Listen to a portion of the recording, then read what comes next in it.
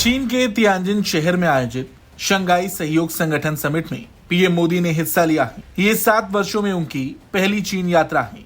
इस दौरान पीएम मोदी और चीनी राष्ट्रपति शी जिनपिंग के बीच करीब 1 घंटे तक महत्वपूर्ण द्विपक्षीय बातचीत हुई। बातचीत में क्षेत्रीय और वैश्विक मुद्दों पर चर्चा हुई। अमेरिकी राष्ट्रपति डोनाल्ड ट्रंप की टैरिफ नीति के चलते बने व्यापारिक तनाव के माहौल में शी जिनपिंग ने भारत चीन संबंधों की अहमियत पर जोर देते हुए कहा कि भारत और चीन का आपस में मित्र बनना, अच्छे पड़ोसी की तरह रहना और ड्रैगन और हाथी का साथ आना आज के समय में बहुत जरूरी है। लगभग 1 घंटे की बैठक में पीएम मोदी ने द्विपक्षीय रिश्तों में हालिया प्रगति पर जोर दिया। पीएम मोदी ने मीटिंग के दौरान सीमा विवाद पर विशेष प्रतिनिधियों के बीच हुआ समझौता, इसके साथ ही साथ कैलाश मानसरोवर यात्रा की बहाली और दोनों देशों के बीच डायरेक्ट फ्लाइट्स शुरू होने का जिक्र भी किया। इस दौरान पीएम मोदी ने कहा कि दोनों देशों के 2.8 अरब लोगों के हित हमारे सहयोग से जुड़े हैं। ये पूरी मानवता के कल्याण का भी मार्ग प्रशस्त करेगा।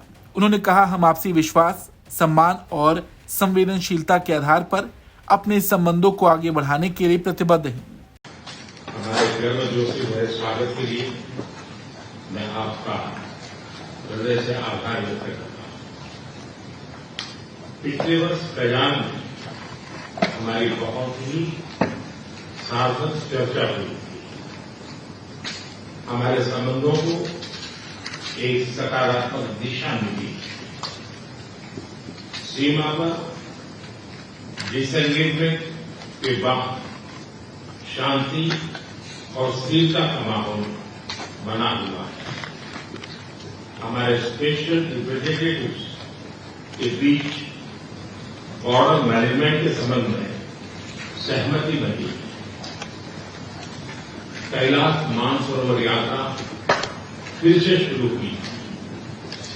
दोनों देशों के बीच डायरेक्ट फ्लाइट भी फिर से शुरू की जा रही है। हमारे सहयोग से दोनों देशों के 2.8 बिलियन लोगों के हित जुड़े हुए हैं। इससे पूरी मानवता के कल्याण का मार्ग भी प्रशस्त होगा। परस्पर विश्वास, सम्मान और संवेदनशीलता के आधार पर हम अपने संबंधों को आगे बढ़ाने के लिए प्रतिबद्ध है।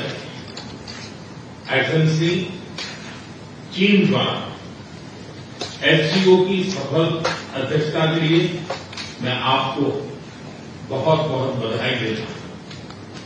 एक बार फिर चीन यात्रा के निमंत्रण के लिए और आज की हमारी बैठक के लिए आपका हार्दिक धन्यवाद। वहीं चीनी राष्ट्रपति शी जिनपिंग ने पीएम मोदी का स्वागत करते हुए कहा, आपसे दोबारा मिलकर बहुत खुशी हुई। मैं आपको चीन में एससीओ समिट के लिए स्वागत करता हूं। पिछले साल हमारी कजान में सफल मुलाकात हुई थी। जिनपिंग ने इस मुलाकात को ऐतिहासिक बताते हुए कहा कि दुनिया इस समय बड़े बदलावों के दौर से गुजर रही। चीन और भारत न सिर्फ 2 सबसे प्राचीन सभ्यताएं हैं, बल्कि दुनिया के सबसे ज्यादा आबादी वाले देश भी हैं और ग्लोबल साउथ का हिस्सा हैं। आपको बता दें, चीनी राष्ट्रपति ने यह भी कहा कि इस साल भारत चीन कूटनीतिक संबंधों की 75वीं वर्षगांठ है। ऐसे में दोनों देशों को आपसी रिश्तों को रणनीतिक और दीर्घकालिक दृष्टिकोण से देखना चाहिए। उन्होंने जोर देकर कहा कि दोनों देशों को अपने ऐतिहासिक दायित्वों को निभाते हुए मल्टीलैटरिज्म, मल्टीपोलर वर्ल्ड और अंतर्राष्ट्रीय संस्थाओं में अधिक लोकतंत्र को बढ़ावा देना चाहिए। साथ ही एशिया और दुनिया में शांति और समृद्धि के लिए मिलकर काम करना चाहिए। तियानजिन में हुई ये मुलाकात, पीएम मोदी और जिनपिंग का साथ आना अपने आप में एक बड़ा संदेश है। जिनपिंग ने पीएम मोदी के साथ बैठक में जो कुछ भी कहा, वो अपने आप में अमेरिका के लिए एक बड़ा संदेश हो सकता है। भारत और चीन का एक साथ आना अमेरिका के लिए किसी बड़े झटके से कम नहीं।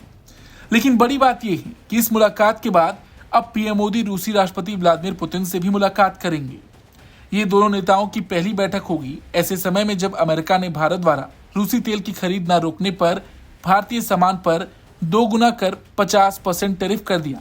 अमेरिका के इस टैरिफ से पहले भी भारत निवेश और टेक्नोलॉजी की सोर्स के रूप में चीन की ओर सावधानी से रुख कर रहा था और व्यापार बढ़ाने की कोशिश कर रहा था। भारत और चीन के रिश्ते 2020 की गलवान झड़प के बाद सबसे निचले स्तर पर पहुंच गए थे। इससे पहले डोकलाम विवाद और वर्षों की अविश्वास की स्थिति रही, लेकिन रिश्तों की नरमी पिछले साल अक्टूबर से शुरू हुई, जब पीएम मोदी और शी जिनपिंग ने रूस में ब्रिक्स समिट के दौरान मुलाकात की। उस बैठक से पहले दोनों नेता बहुपक्षीय मंचों पर एक दूसरे से दूरी बनाए हुए थे। ये मुलाकात उसी समय हुई थी जब दोनों देशों ने वास्तविक नियंत्रण रेखा और बाकी बचे तनाव वाले इलाकों से पीछे हटने पर सहमति बनाई थी।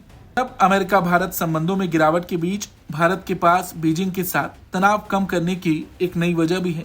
एक्सपर्ट्स का कहना है कि ट्रंप के व्यापार युद्ध ने दशकों पुरानी अमेरिकी कूटनीति को उलट दिया, जिसमें भारत को चीन के मुकाबले एक संतुलनकारी ताकत के रूप में देखा जाता था। कुल मिलाकर देखा जाए तो इस वक्त भारत चीन का साथ आना अमेरिका के लिए एक बड़ा झटका हो सकता है। इस खबर को लेकर आपका क्या कुछ कहना है, कमेंट करके जरूर बताएं। ब्यूरो रिपोर्ट, भारत तक।